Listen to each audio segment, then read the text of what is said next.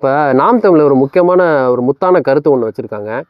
பெரியார் வந்து கர்ப்பப்பையை வந்து கிழித்தெறி அறுத்தெறி அப்படின்னாராம். ஆக்சுவலாக வந்து அறுத்தெறின்னு சொல்லுறாரு. உங்கள் அம்மா உனக்கு பண்ணியிருந்தா வந்து நீ பிறந்திருப்பியா பெரியார் அப்படின்ட்டு வந்து ஒரு முஸ்லீம் பெண்மணி வந்து கேட்குறாங்க.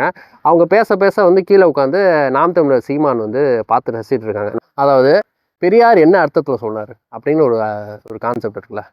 என்னன்னா நீ வந்து உடம்புங்கிறது அது பெண்ணோட உடம்பு, பெண்ணுக்கானது.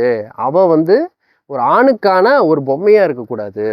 அது ஆண் தேவைப்படுறப்பெல்லாம் வந்து நீ வந்து பிள்ளை பெற்று கொடுக்கறதுக்கும் நீ ஒரு கருவி இல்லை அப்படிங்கிற வந்து ஒரு உள் அர்த்தத்தில் வந்து சொல்கிறது. அது ஆக்சுவலாக அதை எடுத்துகிட்டு வந்துட்டு இவர் வந்து இப்படி சொன்னார், இது இப்படி பண்ணியிருந்தா நீயே பிறந்திருப்பியா இப்படிலாம் வந்து கேட்குறது தெரியுமா? ஒரு அறிவியலித்தனம் அதெல்லாம். என்னமோ தன்னை ஒரு மேடை கிடைச்சிருச்சு அப்படிங்கிறதுக்காண்டி ஒரு கத்தி கத்தி பேசினா இன்னும் எல்லாமே நம்பிடுவாங்களா? அப்புறம் எதுக்கு ஒரு சட்டம் கொண்டு வராங்க? குடும்ப கட்டுப்பாடு எதுக்கு கொண்டு வராங்க?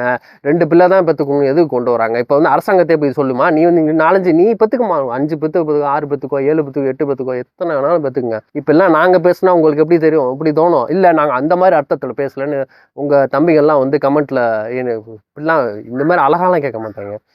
இவனாடாவன், அவனாடாவன், இவனாடாவன், இவன்டாவன், இவனுக்கு பிறந்திருப்பான்டான், அவன்டாவன், இந்த மாவன்டாவன், அந்த மாவன்டான், இவங்க என்னமோ கம்ப்யூட்டருக்கு பிறந்த மாதிரி. சரி, ஓகே, அதெல்லாம் இருக்கட்டும்.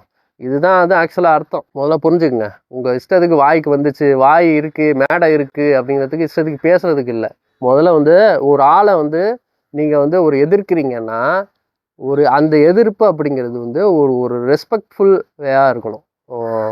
அதை விட்டுட்டு நீ வந்து ஒரு மேடை கிடச்சிருச்சுன்னு அவன் ஆண்மகனா இவன் அப்படிங்கிறதெல்லாம் வந்து இது வந்து ஒரு பேச்சே கிடையாது. முதல்ல வந்து பேசுறது கற்றுட்டு வாங்க. என்ன முதல்ல பேசிட்டு இருக்காதுன்னா மேடை பேச்சாளரா நீங்களாம் வந்து ஒரு தண்ட கர்மாந்தரங்க நீங்களாம்.